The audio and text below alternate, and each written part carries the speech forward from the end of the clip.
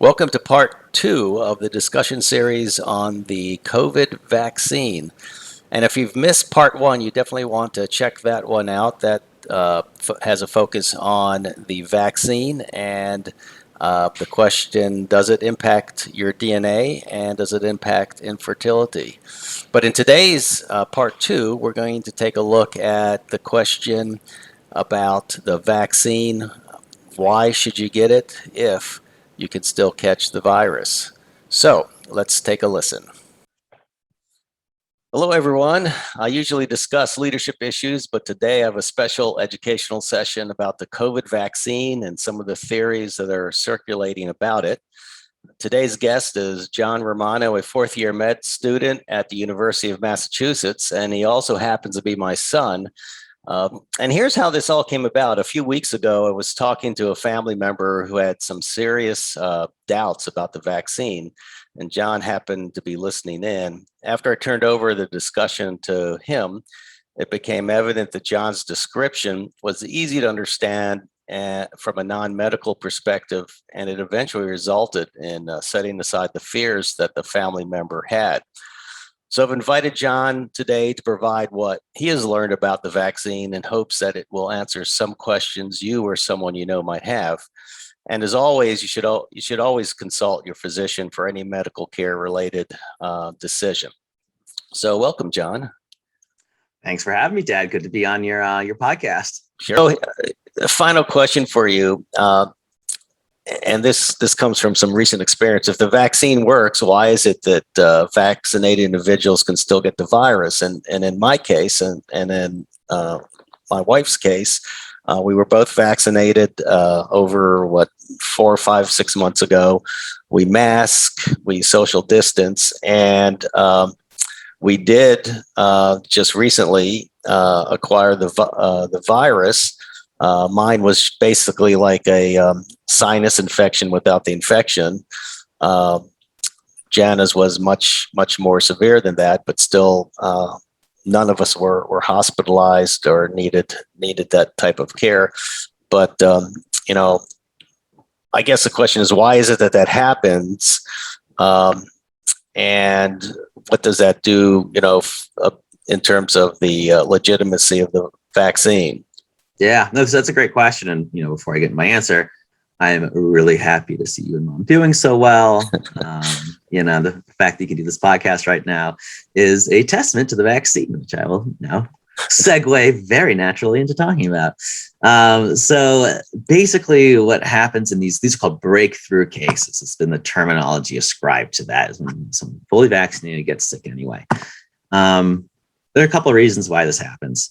First of all, the virus is still changing a little bit.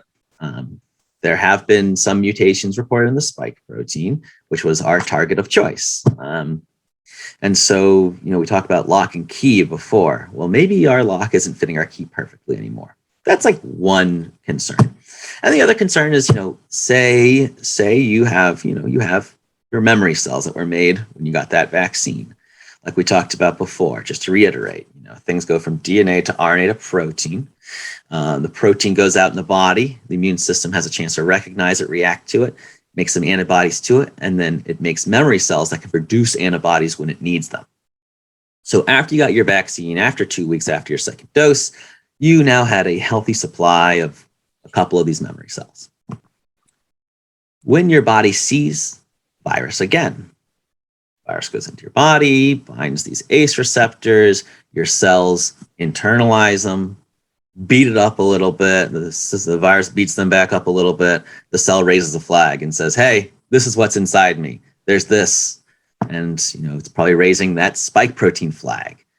And it actually is really interesting. It's called antigen presentation. What your body does is it internalizes parts of the virus, puts it on its exterior, and kind of marks itself as, hey, I'm infected with this virus or this protein. And here's some part of it that I'm going to show you to see if maybe you know what this is.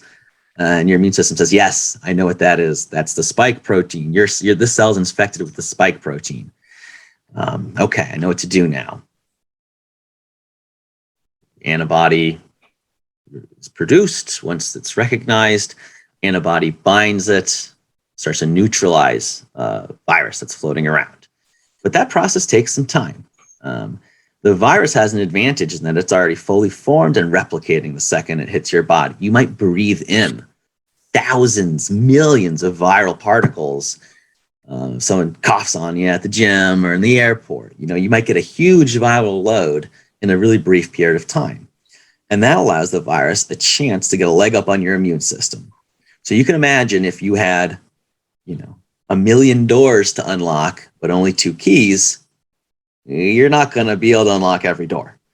And so at that point of inoculation with the virus, you are outnumbered. Antibodies wildly outnumbered by the virus. And it takes a little bit of time for your body to catch up. And even longer once it does catch up to fully rid your system of this virus, because it's asking your immune system to do quite a lot. And so with these breakthrough cases, yes, there's some evidence that the proteins that our vaccine recognizes are changing a little bit, which might be reducing some efficacy. But the bigger, I think, reason why is that people are getting inoculated with high viral loads, and their bodies take some time to catch up to the virus with antibody production to sufficiently neutralize it. So like I said, if you get 1 million viral particles in you, you've got to make 1 million antibodies to neutralize all of them. And that takes some time because the virus has a head start that your body doesn't have. So what ends up happening is that people get briefly sick and they get better quickly when they've been vaccinated. And the numbers bear this out. The vaccine is shown to be 80% effective at reducing asymptomatic infection. That's pretty good. The vaccine is 89% effective against symptomatic infection. So 80% of people won't get the virus in them at all. They will have maybe the body is able to, if they get the virus, they got a really low viral load. Those 80% of people, what have you. But it reduces even asymptomatic infection by 80%. And then 89% of people don't even have no symptoms. So of those 20% who maybe get infected, only half of them, a little less than half of them, will have any symptoms. Now, the really big data here that's important when it comes to navigating a pandemic is how do we stop people from having a fatal disease course? How do we stop people from dying from this rapidly spreading virus? And that's where the vaccine really, really shines. The rate of death among fully vaccinated people is estimated between 0 and 0.01%. That is almost nobody who is fully vaccinated is dying. Yes, some people who are fully vaccinated are getting a little sick. Yes, some people are contributing to asymptomatic carrying. While are getting infected but are asymptomatic, but almost nobody is dying who's vaccinated. Literally, almost nobody. There are some states with 0 reported deaths of vaccinated people, and the highest is 0.01%. So this is very, very low. And then the other thing that you look at during a pandemic is, okay, great. People aren't dying from the vaccine or from the virus. People are definitely not dying from the vaccine, but people aren't dying from the virus. Awesome. But our hospitals are overflowing and people are dying from heart attacks because the hospital is overwhelmed by all these people who require to be on ventilators, things like that. So how do we get people to stay out of the hospital? Well, it turns out the vaccine is amazing at that as well. Less than 3% of people who are hospitalized with COVID are fully vaccinated. And half of that 3% are people who are immune compromised, who we already talked about. The vaccine isn't quite as effective for them. So you're talking about 1.5% of all people who are hospitalized with COVID are people who are of normal immunity and have full vaccination status. So 98.5% of our hospitalizations for COVID are people who are unvaccinated, and 99.9% of the deaths at this point are people who are unvaccinated. And that's the strength of the vaccine right there during a global pandemic. It's not just reducing spread. That's important. It's pretty darn good at that, 80% good at that. But what's really important is keeping our hospitals as open as possible for regular medical emergencies that continue during a pandemic, and to treat those who have not been vaccinated, and to make sure people don't die. And the vaccine is darn near perfect on both accounts when it comes to preventing hospitalization and preventing death. So that's kind of what we think is happening when it comes to breakthrough cases. But even if there are breakthrough cases that do crop up, like you and mom happen to experience, and thank goodness you're both vaccinated, because I think you can attest that while you were knocked down for a while from COVID, your symptoms weren't terribly severe and you got better. Yes, and I would say the one piece of advice I would give anyone is that if you have any type of symptom that comes upon you, and in my case, I thought it was just a bad allergy. You know, my nose was running. I had headache from the sinuses being, clogged.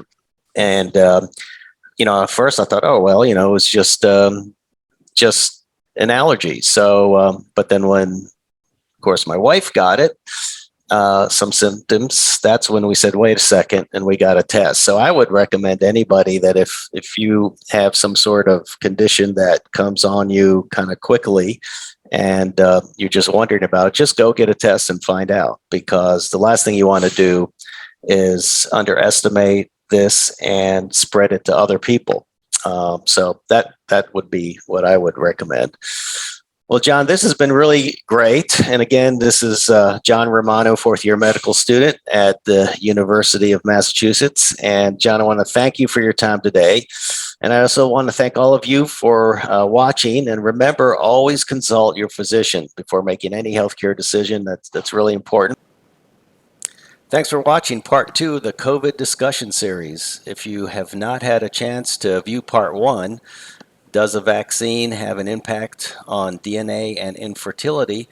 Be sure to take a look. And remember, always consult with your physician when making any healthcare decision.